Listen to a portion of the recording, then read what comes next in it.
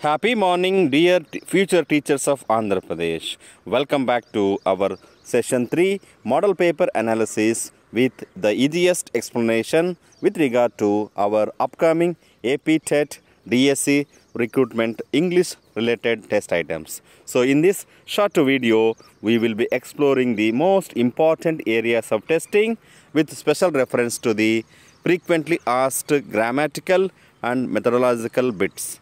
So dear students, we have already uploaded session 2 and session 1. In the previous uploads, please go to our English and Educational Update channel and click on playlist. You can see n number of educational and English enriching contents. For CBSE explanations too, you can make use of this channel for better score in the examination. So this is session 1. Now let's start with the model paper 3 analysis with the suitable answers. So let's start. 61. Choose the noun that can be treated either as a singular or plural. So dear students, this is the most confusing question in our English subject. So ikkada manaki committee anedi collective noun. It can also act as a plural as well as singular depending upon the context. Economics is the name of the subject. Goods means consumer goods anamata, vinyoginche vastuvuలు. So goods anedi plural. Police is coming. Police are coming. So it is also a collective noun. So here the most suitable word that can also act as a singular and plural is the word committee. So police is always is as group of people, but committee can have, for example, committee contains or comprises of many number of people. If all the people have the same idea, we say the committee has the same opinion. If the members of the committee have different opinions, diverse opinions, then say the committee have different opinions. So here the most suitable answer is committee. I am late. So this is the very tricky question. Most of the students do go wrong or incorrect in terms of choosing the question tag amn't I. So but the right answer is aren't I. In English, in native context, this is the most spoken connected speech question tag aren't I. Please go to fourth option as the right answer. Next, I am your husband. So I am a male boy here, male person. So context is given. So she said to him, I said to him, he said to her, she said to them. So he said to her is the answer. Choose the sentence that indicates an ongoing action in the past. So కింద ఇచ్చిన వాటిలో ongoing action in the past. మరి గతంలో జరుగుతూ ఉన్న పని అన్నప్పుడు she is cooking కాదు, షీ హ్యాస్ బీన్ కుకింగ్ కాదు. ఈ రెండు ప్రజెంట్ టెన్స్లోకి వస్తాయి. She was cooking is related. There was a cooking pot. So ఇక్కడ ఐఎన్జీ కుకింగ్ ఫామ్ ఐఎన్జీ ఉందని చెప్పేసి కన్ఫ్యూజ్ కాకూడదు. So answer is she was cooking while I was listening to music అనే కాంటెక్స్లో మనము చెప్పవచ్చు. Choose the adverb of manner from the following. So I came here last. In the running race I was the last person అట్లా అనొచ్చు. లేదంటే today I came here today. I often go to movies, but today I walked so fast. So the manner, how did I walk? I walked so fast. So fastly అనేది అసలు వర్బే లేదు, అడ్వర్బే లేదు. So ఎల్బై అనేది ఫాస్ట్కి రాదు, ఇది గమనించండి. సో ఇందులో adverb of manners అయితే ఫాస్ట్ అనేది గుర్తుపెట్టుకోవాలి, ఫాస్ట్ కాదు fast. 66. Your good gesture will be highly appreciate. దీన్ని మనము అండర్లైన్ పార్ట్ని ఇంప్రూవైజ్ చేయాలి, అంటే కరెక్ట్ చేయాలన్నమాట. So your good gesture, so your gesture or gesture maybe typographical error, will be highly appreciated. So ఇవి మిగతా మూడు they don't go natural and sound, will be highly appreciated. Choose the modal verb that can express and ability and permission. So మీకు డెమోన్స్ట్రేషన్స్లో చాలాసార్లు చెప్పాము. కెన్ని మనము ఇక్కడ ability. So for example I can swim, I can run, I can dance, ఇది ability. Can I go to the movie? Student or son asking his father, can I go to movie Devara today? So asking or seeking permission. So must అనేది compulsion, ought అనేది obligation, dare అనేది dareness సంబంధించి. So ఇక్కడ మనకి answer can. The thief emerged from behind the cottage. So from behind అనేది idiomatic expression. This suits well. మిగతావన్నీ they are not appropriate. Next,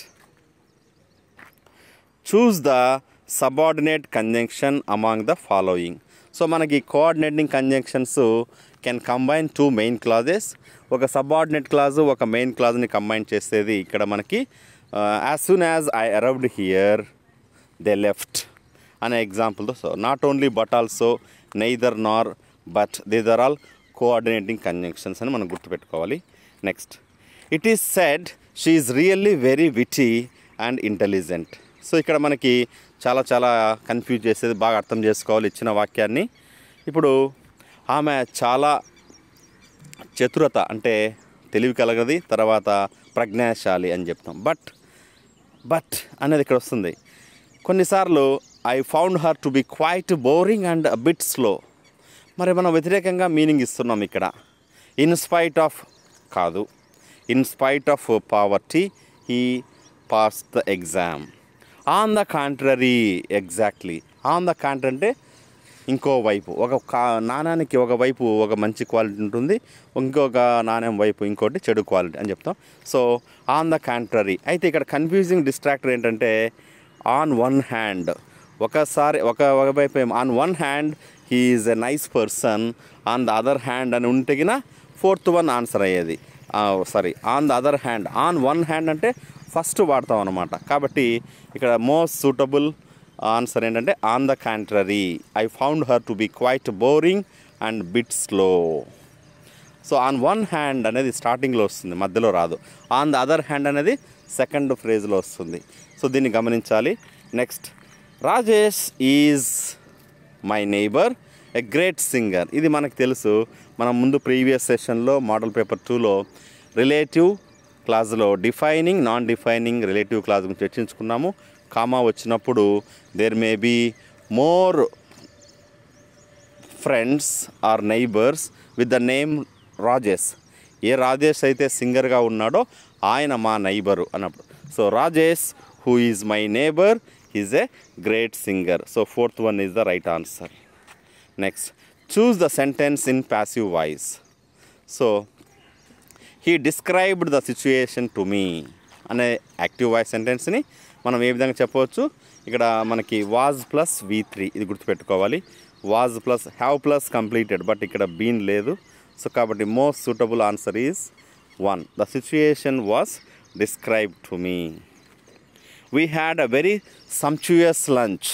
so sumptuous అంటే గుర్తుపెట్టుకోండి, సప్పర్ ఎప్పుడు స్పైసీగా, స్వీట్గా, స్వీట్ డెజర్ట్ ఉంటుంది. కాబట్టి ఓవరాల్గా మంచి భోజనంలో ఉన్న వాటిని మనము లంచ్ అనే దానికి ఎప్పుడు పాజిటివ్ వర్డ్సే వస్తుంది. కాబట్టి డెలిషియస్, ఆస్పీషియస్ కాదు, సివియర్ కాదు, సీనిక్ కాదు. డెలిషియస్ మీన్స్ రుచికరమైన.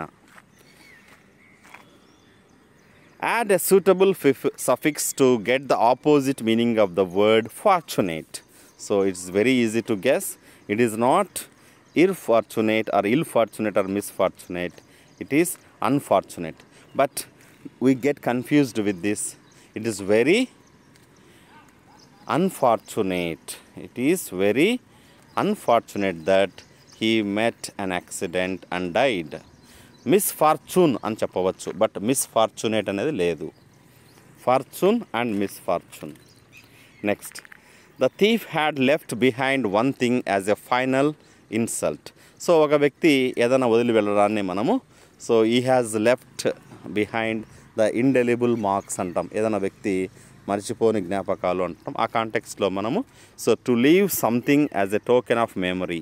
లెఫ్ట్ బిహైండ్ అంటే గుర్తుపెట్టుకోవాలి ఫ్రేజల్ వర్బ్ని. To leave something as a token of memory. to take some time for something, to arrange something to happen, to remove something from inside, ఇవన్నీ inappropriate. His research in optics. సో ఇక్కడ optics కాంతి గురించి చెప్తున్నాం, దాని తర్వాత optics define చేస్తున్నాం కాబట్టి the science of light resulted in the discovery of the Raman effect. కాబట్టి మనకి ఇక్కడ the and here the Raman effect, కాబట్టి ఆన్సర్ కరెక్ట్. ది అనేది right answer. Next, choose the interrogative sentence from which the given statement is formed. So you are an orphan, ఇది మనకి class 8 ఇంగ్లీష్లో టాటర్డ్ blanket తర్వాత రెండో లెసన్లో మనకి చార్లెస్ డికెన్స్ లెసన్లో వస్తుందన్నమాట. యు ఆర్ అన్ ఆర్ఫాన్, దీన్ని మనం interrogative. Is you an orphan? Wrong. Is he an orphan? Is possible, but మనం దీన్ని ఇచ్చిన దాన్నే ఇంటరాగేటివ్గా మార్చుకోవాలి. Does he an orphan? ఇది grammatical incorrect. So right answer is are you an orphan. Next, choose the punctuation mark used to separate 3 or more items in a list. I bought. You list out the things: guavas, apples, bananas and grapes. ఇట్లా మనం లిస్టును చేసేప్పుడు comma separate చేస్తాం. This is to be written on the top right side of a letter. ఇది very easy. మనం అయితే కొత్తగా 21st centuryలో 10th edition ఆఫ్ ఆక్స్ఫర్డ్ అన్వర్డ్స్ లెర్నర్స్ డిక్షనరీలో అన్నీ మనకి పేపర్లో లెఫ్ట్ సైడే వస్తున్నాం. అంటే ఎంత salutation, subscription, superscription, address, recipient అంతా రైట్ సైడ్ వస్తుంది. అంటే మనం మోడర్న్ లెటర్ ఫాలో అవ్వట్లేదు. ట్రెడిషనల్గా తీసుకుంటే మనకి right side of a letter place and date mention చేస్తాం.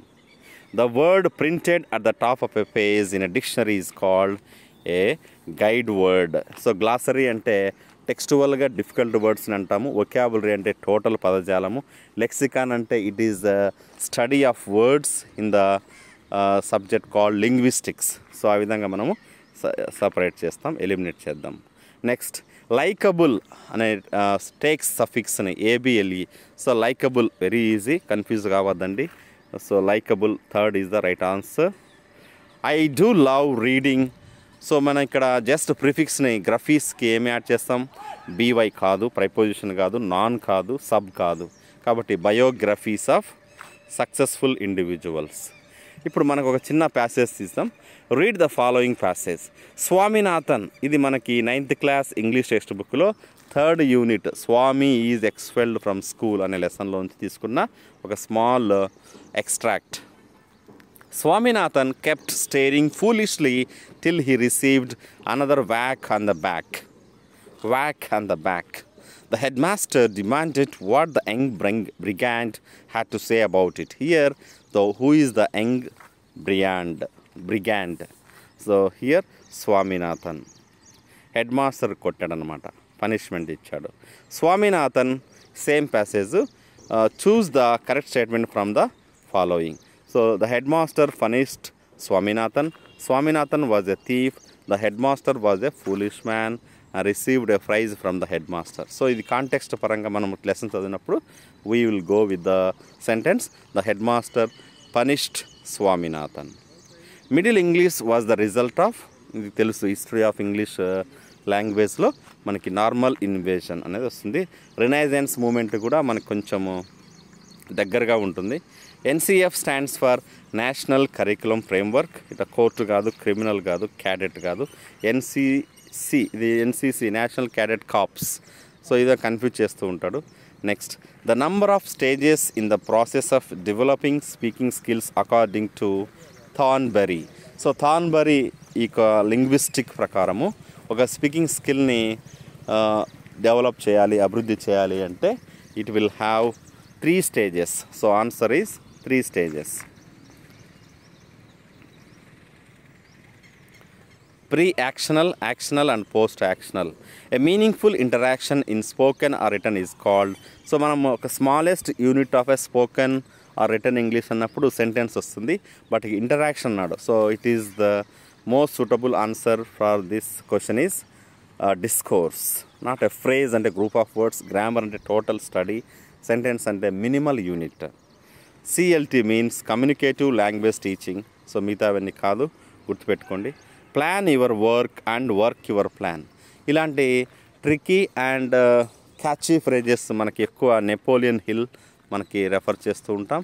So please Google the quotations or statements given by Napoleon Hill. You will come across many statements and very useful statements and inspirational ones for our life. Now let's move on to the last one. So with this, I think the paper is over. Wish you all happy learning and keep learning. Dear students, I again wish you that DSC and TET are not easy tasks. Please do work hard, be as industrious as ants and become good aspirants of DSC. Jai Hind.